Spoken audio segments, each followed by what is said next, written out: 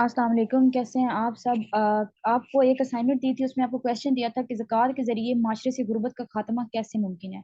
अब जितने भी लोगों की मुझे असाइनमेंट आई है ना, सब लोगों ने ये किया है कि आपने सबसे पहले तो ज़कात का इंट्रोडक्शन करवाया है, ज़कात की डिफ़ाइन लिखी है, ठीक है? उसके बाद आपने बताया ज़कात के मसारिफ़ कितने हैं, उसके बाद आप लोगों ने लिखा कि ज़कात जो है उसकी सोसाइटी के ऊपर क्या इम्पैक्ट्स पड़ रहे हैं, ठीक है? अगर आप क्वेश्चन पर गौर करें तो क्वेश्चन में कोई भी इस तरह की बात आपसे नहीं पूछी गई। ना तो आपसे ये पूछा है कि आप ज़कात के बारे में मुझे बताएँ कि ज़कात क्या है, इसकी डिफ़ाइन क्या है, इसका हदीस में कहाँ-कहाँ ज़िक्र है, इसका आयात में कहाँ-कहाँ ज़िक्र आया है। और दूसरी चीज़ जो आपने लिखी है मसारिफ़ ज़कात, तो वो भी अगर आप देखें तो क्वेश्चन में आपको कहीं पर वो चीज़ नज़र नहीं आ रही, ठीक है?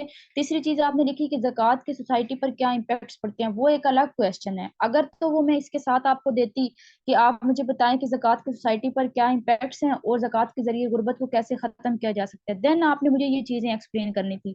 जब मैंने आपसे पूछा ही नहीं, तो आपने मुझे इर्रेलेवेंट डाटा क्यों दिया? ठीक है? अब सबसे बड़ी बात जो हमारे मार्क्स कम आते हैं ना, वो यही वजह है कि एग्ज़ामिनर हमसे पूछ कुछ और रहा होता है, हम उसको दे कुछ और रहे होते हैं, ठीक है? अब ये चीज़ आप लोगों के सामने है। एक क्वेश्चन आप लोगों के सामने दिया गया, फॉर एग्ज़ाम्पल आपसे पूछा जाए मारिया के बारे में और आप वहाँ पर बताने लग जाएँ अली के बारे में। उसने आपसे किसके बारे में पूछा है? मारिया, तो आपने मारिया के बारे में बताना है। यहाँ पर क्वेश्चन में मैंने आपसे पूछा था कि ज़कात के ज़रिए आप सोसाइटी से किस तरह से जो गुर्बत है उसको ख़त्म कर सकते हैं, ना कि मैंने आपसे ये पूछा कि ज़कात के मसारिफ़ लिखें, ज़कात की डिफ़ाइन लिखें या सोसाइटी के ऊपर इसके क्या इम्पैक्ट्स पड़ रहे हैं, उसको मुझे आप एक्सप्लेन करके बताएँ, ठीक है? आज मैं आपको बता दूँगी, आपको तकरीबन आज वाले क्वेश्चन के अंदर समझ आ जाएगी कि आपने किस तरह से इंट्रोडक्शन लिखना होता है और फिर आपने किस तरह से क्वेश्चन को समझ के टू द पॉइंट आपने एग्जामिनर को चीजें बता के आनी है, ठीक है? अब यहाँ पर आप लोगों ने एक मिस्टेक और भी की है। वो मिस्टेक आपकी क्या थी? वो मिस्टेक आपकी ये थी कि आपने जो इंट्रोडक्शन लिखा, आपका इंट्रोडक्शन पढ़ने के बाद आगे जो आपका क्वेश्चन था, वो ऐसा लग रहा था कि दो अलग अलग चीजों पे बात की गई है। इंट्रोडक्शन और चीज का दिया आपने, तारुफ और चीज का दिया, लेकिन आगे जब आपने क्वेश्चन लिखा तो वो आपने और लिख दिया। स्टार्ट में आपने बताया मारिया के बारे में, आगे आपने बात कर दी अली के बारे में, ठीक है? जब आप एक चीज को एक ही नुक्ते पे बात कर रहे हैं, तो आपके इंट्रोडक्शन के अंदर कंप्लीट वही चीज नजर आनी चाहिए जो चीज आपने अपने क्वेश्चन में बतानी है, ठीक है? क्वेश्चन आप स्टार्ट करें, ठीक है? ज़कात के बारे में क्वेश्चन है, आप लिखें कि ज़कात इस्लाम का एक अहम रुकन है। उसके बाद डायरेक्ट चलें कि इसका गुर्बत के साथ आपने लिंक बनाना है, जो उसने आपसे पूछा है, ना कि आपने इसके अंदर बताना है इसके मसारिफ क्या है, इसकी डिफाइन क्या है, इस्लाम का कौन सा रुकन है, ये कब फर्ज हुई। इस सब की जरूरत नहीं है। एग्जामिनर को आपसे ज्यादा आता है, ठीक है? वो आपका नॉलेज चेक कर रहा है कि आप कितना लिख सकते हैं इस टॉपिक के ऊपर।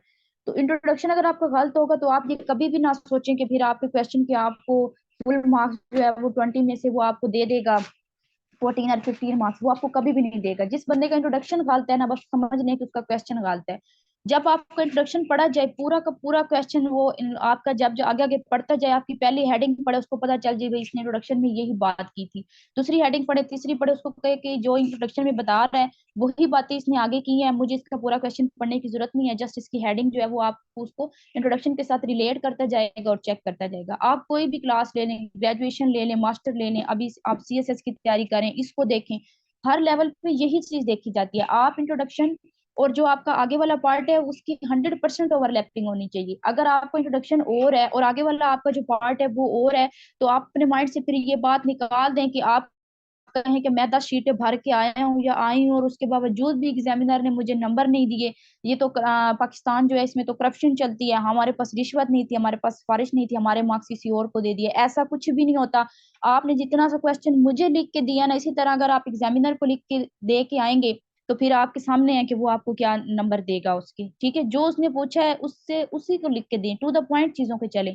अब इस क्वेश्चन को हम डिस्कस कर लेते हैं। यहाँ पे देखें, क्वेश्चन आपको बताया था कि ज़कात के ज़रिए माशरे से गुर्बत का खात्मा कैसे मुमकिन है। इसके अलावा मैंने इस क्वेश्चन के अंदर कोई और बात नहीं की थी। इस क्वेश्चन को देने का मकसद ये था कि आपके पॉइंट ऑफ व्यू जानना चाहती थी कि फॉर एग्जांपल अली है, तो अली क्या कहता है, उसके ख्याल में ज़कात के ज़रिए सोसाइटी से गुर्बत को कैसे ख़त्म किया जा सकता है, ठीक है? ज़कात की डिफाइन होगी, मसारिफ ज़कात 8 है, मुझे भी उसका पता है। ज़कात के सोसाइटी पर क्या इम्पैक्ट्स पड़ रहे हैं, ये तो मैं इबादत में आगे आपको दूँगी तो पता चल जाएगा कि आप इसके लिहाज से कितने पानी में हैं। लेकिन फिलहाल अगर आप यहाँ पे क्वेश्चन देखें, तो यहाँ पे मैंने एक सिंपल सा क्वेश्चन दिया था जिसमें मैंने पूछा था कि आप ज़कात के ज़रिए माशरे से गुर्बत को कैसे ख़त्म करेंगे? सबसे पहले आपने इसके अंदर हेडिंग बनानी थी तारुफ की, ठीक है? इंट्रोडक्शन की। उसके अंदर आपने क्या लिखना है? उसमें आप पर लिखे कि ज़कात जो है वो इस्लाम का एक अहम रुकन है जो हर साहिब इस्तात शख्स पर फर्ज है। ठीक है साहिब, ये अब हम क्यों लिखेंगे, क्योंकि बात हम किसकी कर रहे हैं, ज़कात की। तो हमने सिंपल सी चीज लिख दिया है कि ज़कात क्या है। इस्लाम का एक अहम रुकन है जो हर उस शख्स पर फर्ज है जिसके पास खास मिकदार में सोना और चांदी है। आपको ये डिटेल में देने की उसको जरूरत नहीं है, उसको भी पता है। तो इसको शॉर्टकट सेंटेंस में लिख के दें, जो हर साहिब इस्तात शख्स पर फर्ज है। ठीक है, ये आप लिखेंगे। उसके बाद आप लिखेंगे कि ज़कात एक माली इबादत है जिसमें मुसलमान अपने माल में से हर साल 2.5%, ठीक है, हर साल 2.5% जो है वो अपने माल में से खर्च करता है, जिससे उसका माल पाक हो जाता है। और जक़ात के जरिए, और इस जक़ात की मुनसिफाना तकसीम के जरिए ही माशरे से गुर्बत का खात्मा भी मुमकिन है। अब आप अपनी लाइन पे आ गए हैं। स्टार्ट में आपने एक स्टार्ट कहाँ से लिया, आपने सिंपल लिखा कि जक़ात इस्लाम का एक अहम रुकन है जो हर साहिब नसाब शख्स पर फर्ज है जो इसकी इताअत रखता हो। फिर आपने लिखा कि ज़कात एक माली इबादत है जो मुसलमान हर साल अपने माल में से अदा करते हैं, जिससे उनका माल पाक हो जाता है। और ज़कात के जरिए माशरे से गुर्बत का खात्मा मुमकिन है। अब ये इस लाइन पे आप क्यों आए हैं, क्योंकि क्वेश्चन में आपसे यही लाइन पूछी गई थी। अब आपने इसी लाइन को उठाना है जो आपने अभी की है। 2 लाइनों में आपने ज़कात के बारे में बता दिया, इनफ है। उसने ज़कात के बारे में आपसे पूछा नहीं, आपने बताना ही नहीं है। उसने पूछा गुर्बत कैसे खत्म होगी। अब आपने ये वाली लाइन लिख ली है यहाँ पे, तो आप फौरन उसके बाद से अपनी जो मेन टॉपिक है आपका, जिस जो आपने बात करनी है कि गुर्बत को कैसे जो है वो खत्म किया जाए ज़कात के थ्रू, तो आपने अब आगे जितनी भी बात करनी है ना अपने इंट्रोडक्शन के अंदर, आपने इसी चीज के ऊपर बात करनी है। आप क्वेश्चन के अंदर से देखें। अब आप क्वेश्चन देखें, क्वेश्चन में सिंपल सी चीज बात की गई है कि ज़कात के जरिए माशरे से गुर्बत का खात्मा कैसे मुमकिन है। तो आपने यहाँ से लफ्ज उठाना है कि कौन सा लफ्ज है जिसके ऊपर मैंने बार बार बात करनी है, मैंने बहस करनी है, मैंने उसको एक्सप्लेन करके देना है। तो वो यहाँ पर वर्ड है गुर्बत का खात्मा, कि आपने किस तरह से गुर्बत का खात्मा करना है। अब आपने ज़कात का इंट्रो उसको सिंपल सा 2 लाइनों में दे दिया है। उसके बाद आप अपनी बात पे आए। ठीक है, अपनी बात में आप क्या लिखेंगे कि ज़कात की मसावी तकसीम से अदम मसावात का खात्मा होता है। ज़कात से गरीब इंसान की जरूरियात पूरी होती हैं और वो माशरे में इज्जत की जिंदगी गुजारने के काबिल होता है। ज़कात वो वाहिद इबादत है जिसके जरिए माशरे से गुर्बत और ऊंच नीच के फर्क का खात्मा किया जाता है। ठीक है, अगर हम इज्तमाही तौर पर इस फर्ज को पूरा करें तो इसमें कोई शक नहीं कि सोसाइटी से गुर्बत का खात्मा आराम से किया जा सकता है। इसमें फिर आप हजरत उमर रजी अल्लाह ताला अन्हा के दौर की एग्जाम्पल दें। ठीक है, उनके दौर के अंदर यही होता था कि ज़कात की मुनसिफाना तकसीम की गई, और जब वो हजरत उमर रजी अल्लाह ताला अन्हा का दौर चल रहा था, उस दौर के अंदर सोसाइटी से बिल्कुल गुर्बत का खात्मा हो गया था। कोई भी शख्स गरीब अमीर नहीं था, सब बराबर थे। ठीक है, हजरत उमर के दौर में। तो आप ये वाली चीज भी यहाँ पर कोट कर सकते हैं। ठीक है, उसके बाद आप लिखे माशरे के अमीर तबके को अपनी दौलत गरीबों के साथ तकसीम करनी चाहिए। ठीक है, पाकिस्तान में बड़े कारोबारी शख्सियात जो हैं उनको आगे आना चाहिए ज़कात से। अखुवत का प्रोग्राम, ठीक है, अब इसके बारे में भी आपको पता है कि अखुवत का प्रोग्राम जो आया है, तो अब देखिए वो एक काबिल तहसीन प्रोग्राम है और वो बहुत अमेजिंग काम कर रहा है। अगर इस तरह के प्रोग्राम और पाकिस्तान में बनाए जाएंगे तो जाहिर सी बात है कि पाकिस्तान में खुद ब खुद जो है वो गुर्बत का खात्मा मुमकिन हो जाएगा। अब अगर अगर हम आगे लिखे तो अल्लाह ताला ने ज़कात के फरीज़े के लिए बहुत सारी हिकमतें लिखी हैं। अगर हम उनको बयान करने लगे तो उन तक रसाई जो है वो मुमकिन नहीं है। तो मुदर्रजा, चंद एक मुदर्रजा ज़ैल है। जब आपने आगे ये लिख दिया ना कि चंद एक मुदर्रजा ज़ैल है, तो इसके बाद मतलब क्या है कि अब आप अपने क्वेश्चन का जो सेंटर वाला पार्ट है ना उसके ऊपर आ गए हैं। इंट्रोडक्शन आपका हो गया। इंट्रोडक्शन के बाद आपने क्या करना है, क्वेश्चन के सेंटर वाले पार्ट में आना है। ठीक है, समझ आ गई होगी। सिंपल सी चीज इसमें लिखी है कि ज़कात वो माली माली इबादत है जिसके जरिए माशरे से गुर्बत का नफाज का खात्मा किया जा सकता है, माशरे में मसावात का क्याम अमल में लाया जा सकता है। ज़कात की मसावी तकसीम से माशरे में गरीब आदमी इज्जत और वकार की जिंदगी गुजारता है। पूरे मुल्क की अगर 15-20 करोड़ जो मुस्लिम आबादी है, उसमें से अगर 1/3 भी साहिब नसाब हो और वो जो है उसको अदा करे अपनी ज़कात को, तो बैतुल माल में करोड़ों के लिहाज से पैसा जमा होगा। ठीक है, जिसके जरिए गरीबों मजदूरों की मदद की जा सकती है, मोहताजों को सरमायाकारी दी जा सकती है, जो हुनरमंद है उनको हुनर दिया जा सकता है। इस तरह वो खुद कफील होकर अगले साल खुद ज़कात देने के काबिल हो जाएंगे। ये सारी बातें आपने इंट्रोडक्शन में लिखनी है। अब जब आपका एग्जामिनर जो होगा, जो आपका पेपर चेक कर रहा होगा, जब वो आपको इंट्रोडक्शन पढ़ेगा उसको पता चल जाएगा कि भाई जो मैंने पूछा 100% ओवरलैप कर रहा है इसका उसके साथ। ठीक है, अब नेक्स्ट आपने क्या करना है, नेक्स्ट आपने करना ये है कि अब आपका इंट्रोडक्शन हो गया है। ठीक है, इंट्रोडक्शन में हमने अब कोई रेलिवेंट बात नहीं की क्वेश्चन के अलावा। ठीक है, जो क्वेश्चन में पूछा गया था हमने वही लिखा। अब आपने क्या करना है, नेक्स्ट उसने ये क्वेश्चन दिया है। अब क्वेश्चन के अंदर से आपने ना एक फ्रेज निकालनी है। क्वेश्चन के अंदर से आपने क्या करना है, एक फ्रेज निकालनी है। ठीक है, क्वेश्चन पूरा लिखा हुआ है कि ज़कात के जरिए माशरे से गुर्बत का खात्मा कैसे मुमकिन है। इंट्रोडक्शन के बाद आपने पेज के सेंटर में, ठीक है, आपने क्या करना है, एक लाइन छोड़ देनी है, नीचे आपने पेज के सेंटर सेंटर में वो जो आपका क्वेश्चन होगा उस पर से आपने एक फ्रेज बनानी है। ठीक है, अब फ्रेज आपने कैसे बनानी है, आप लिखेंगे एक ज़कात के जरिए माशरे से गुर्बत का खात्मा। बस आप सिंपल ये लिख दें। ठीक है, जो लास्ट वर्ड है ना, कैसे मुमकिन है, इसको छोड़ दें, ये आपकी फ्रेज बन जाएगी, इसको आप नीचे लिखें, 2 से 3 लाइनों में इसको एक्सप्लेन करें बस। उसके बाद अपनी मेन हेडिंग्स पे आ जाए। ठीक है, अब इसमें मेन हेडिंग्स पे देखें तो सबसे पहले नंबर 1 पे देखें तो नंबर 1 में बनाई है कि फलाही रियासत का क्याम।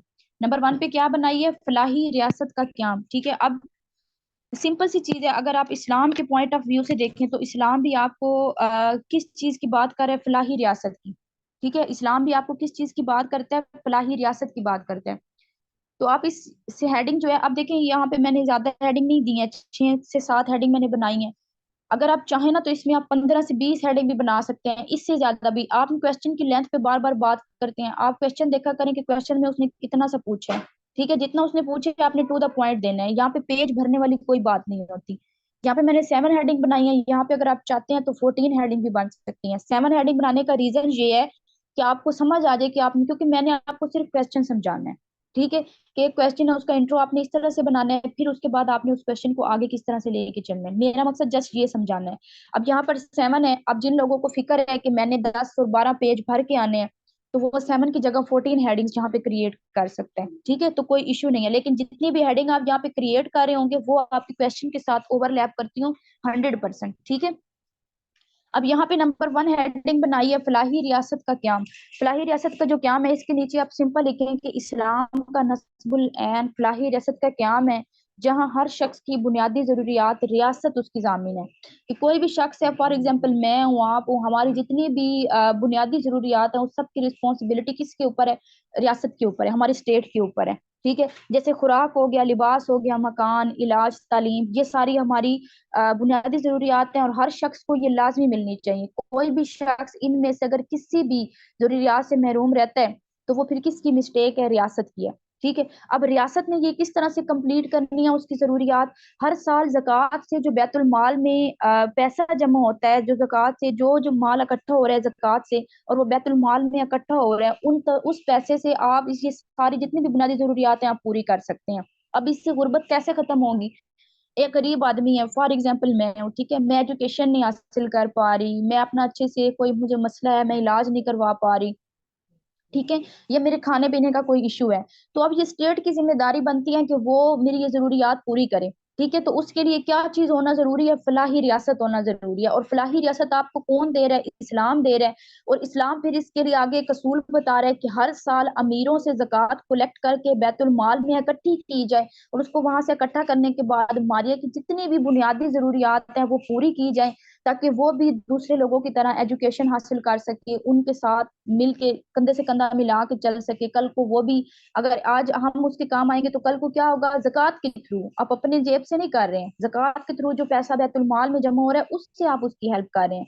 और कल को क्या होगा कि वो खुद खुद कफील हो जाएगी, जब वो पढ़ लिख जाएगी, कुछ बन जाएगी, तो वो भी फिर क्या हो जाएगी, जक़ात देने के काबिल हो जाएगी। तो यहाँ पर नंबर 1 हेडिंग में आप क्या लिखेंगे, फलाही रियासत का क्याम। उसके बाद नंबर 2 आ जाती है, नंबर 2 में मैंने लिखा है कि जक़ात के जरिए माली इमदाद।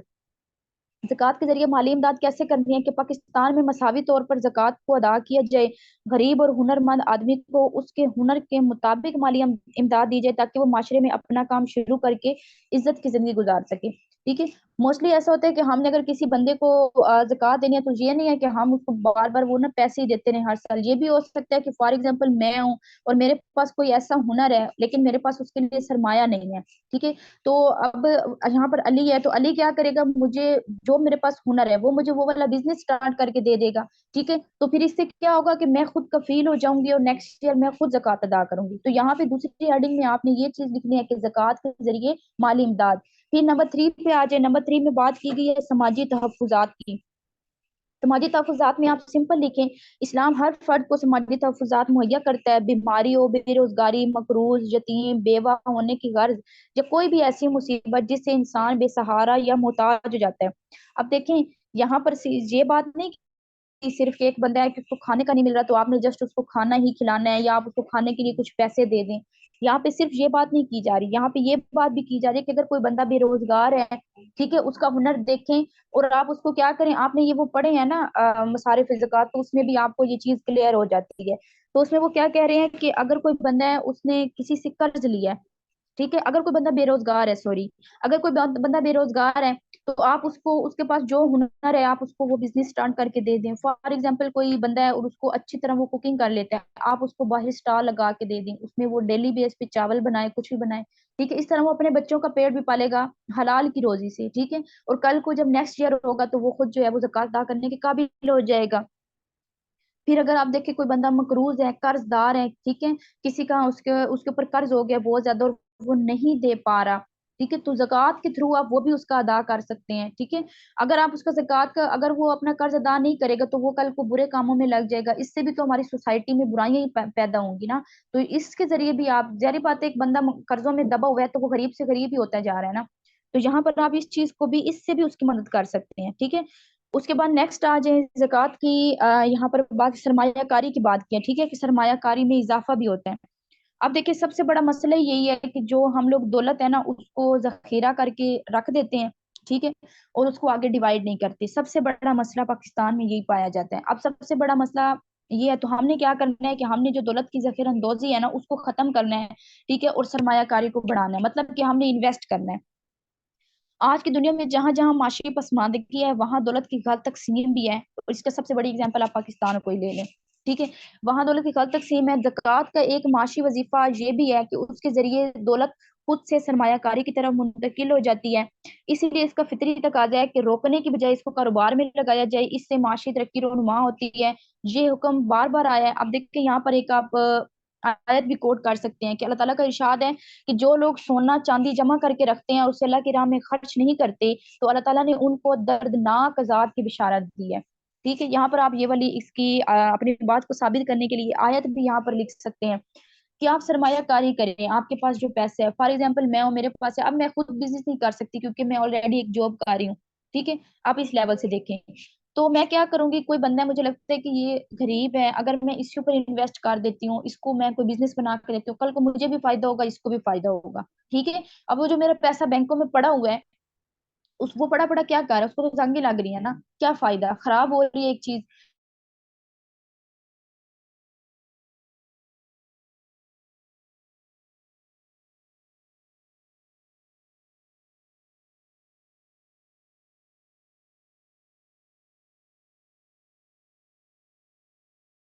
खात्मा, तो सूद का खात्मा तो सिंपल सी चीज आपके सामने है कि अगर फॉर एग्जांपल एक बंदा है, उसने कर्ज ले लिया, मैंने कर्ज ले लिया है, ठीक है, मैं हूं, मैंने कर्ज लिया है, तो क्या होगा कि मुझे वो कर्ज उतारने के लिए उसके ऊपर इतना सूद लगा देंगे कि मैं उस सूद को चुकाते चुकाते मेरी जो नस्लें हैं वो भी खत्म हो जाएंगी, लेकिन वो जो कर्ज मैंने लिया था वो कभी पूरा नहीं होगा। तो सबसे मेन जो चीज है ना, अगर हम चाहते हैं हमारी सोसाइटी से गुर्बत का खात्मा हो, तो हमें यहाँ से सूद का खात्मा करना होगा, ठीक है। और वो भी किसके थ्रू हो सकता है, जक़ात के थ्रू हो सकता है। उसके बाद सिक्स पे आ जाए, सिक्स में आता है अर्तकाज़े दौलत का कला कमा, ठीक है।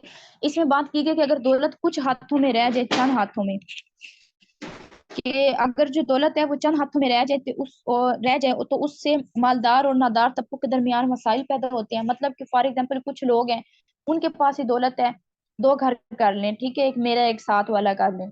मेरे पास है, मैं अच्छा खा पी रही हूँ, अय्याशी जिंदगी गुजार रही हूँ, मेरे जो साथ वाला है गरीब है, ठीक है, उसको अपने बच्चों को खिलाने के लिए उसके पास दो वक्त का खाना भी नहीं है।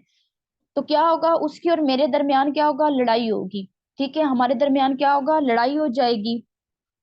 तो इससे भी क्या होता है, सोसाइटी के अंदर एक तो बुराइयां पैदा होती हैं, ठीक है, एक तो सोसाइटी के अंदर बुराइयां पैदा होंगी, दूसरा ऊंच नीच का फर्क आएगा।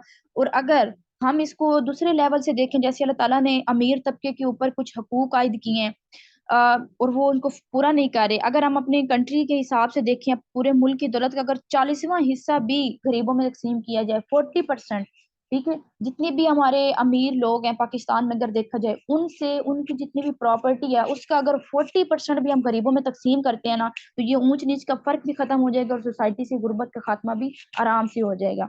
उसके बाद नेक्स्ट आ जाए, जक़ात की तकसीम जो है वो इदारों की शक्ल में, ठीक है, इदारों की शक्ल में किस तरह से, कि गुर्बत को कम करने के लिए ज़कात की कामयाबी का इंसार किसी खास माशरे में रकूम की तकसीम के लिए इस्तेमाल किए जाने वाले तरीकों पर होता है। ठीक है। मोस्टली ऐसा होता है कि कुछ लोग हमसे पैसे नहीं ले रहे होते, क्यों? अ, वो आपने पढ़ा होगा मसारिफ ज़कात में, जिसको मस्कीन कहते हैं, ठीक है। तो अब यहाँ पर अगर आप लिखे ना कि ज़कात की तकसीम हमने इदारों की शक्ल में करनी है, जैसे इदारा बनाया है अखुवत वाला, ठीक है।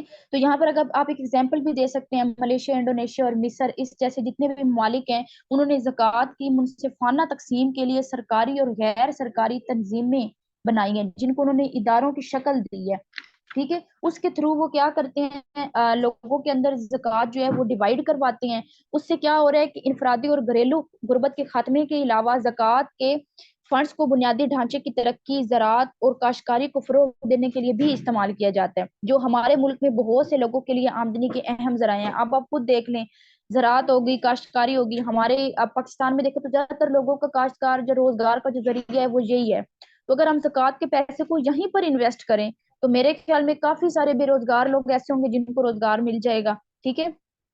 उसके अलावा हम ये भी कर सकते हैं कि जो मकामी मार्केट, कुछ लोगों की इस तरह से हेल्प करें कि हमारे पास रहने वाले वो मकामी मार्केट में जाएं और वहां पे जाके अपना सामान फरोख्त करें, ठीक है। इस तरह से भी उनको फायदा हो सकता है। फॉर एग्जाम्पल, मेरे पास कोई गरीब बंदा है या मैं खुद दूं, और अली ने क्या किया है कि मुझे कुछ पैसे दिए हैं और मैंने अपनी कुछ चीजें जो थी वो जाके साथ वाली मार्केट में बेचना स्टार्ट कर दी हैं। तो इस तरह से भी फायदा हो सकता है। इस तरह से भी हम क्या कर सकते हैं, अपनी सोसाइटी जो है उसको गुर्बत से पाक कर सकते हैं, ठीक है। और इससे क्या होगा कि कोई एक अच्छा माशरा, अच्छी हुक्मरानी, समाजी इंसाफ भी अमल में आ सकता है, जो कि अभी पाकिस्तान में बिल्कुल खत्म हो चुका है, ठीक है।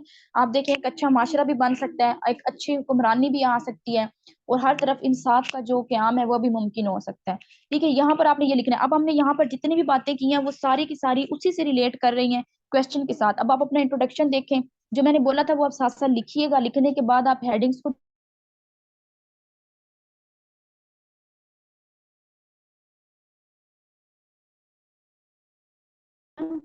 आपकी करने 8 9 हेडिंग्स बनानी है, ठीक है, 10 करने, 10 हेडिंग्स आपने बनानी है, उसको आपने इंट्रोडक्शन के साथ रिलेट करना है, रिलेट करके और फिर आपने कंक्लूजन भी एज इट इज लिखना है, ठीक है। जितनी भी बातें आपने यहाँ पे की हैं उन्हीं बातों को आपने सिंपल वहां पे जाके लिखना है कि मुख्तसरन ये यहाँ पे सोसाइटी से गुर्बत है उसका खात्मा जो है वो। कंक्लूजन के अंदर भी आपने क्या करना है, सिंपल बातें लिखनी है, उसके अलावा कोई एक्स्ट्रा बात नहीं लिखनी। जो जितना क्वेश्चन में पूछा गया बस उतना ही लिखना है, ठीक है। जो जो चीज थी तकरीबन मैंने आपको सारी समझा दी। अगर उसके अलावा भी आपको किसी चीज की समझ नहीं है तो मुझे बता दीजिएगा। नेक्स्ट असाइनमेंट जो होगी वो मैं आपको दूंगी कि किसी भी इबादत की, कि उसके ना हमारी सोसाइटी के ऊपर या हमारी लाइफ के ऊपर क्या इम्पैक्ट्स पड़ रहे हैं, ठीक है। अभी फिलहाल आप इसको कवर करें, अगर जब आपका हो जाएगा आप मुझे सबमिट करवाएं, असाइनमेंट चेक करवाएं। उसके बाद हम नेक्स्ट क्वेश्चन देखेंगे इंशाल्लाह। जिस चीज की समझ नहीं है मुझसे ग्रुप में पूछ लीजिएगा व्हाट्सएप पर, या मुझे यहाँ पर जिन जो लोग व्हाट्सएप पर कनेक्ट नहीं है मेरे साथ, ठीक है, वो ऐसा करे मुझे यहाँ पर कमेंट में पूछ लीजिएगा। अपना ख्याल रखिएगा, दुआओं में याद रखिएगा। अल्लाह हाफिज।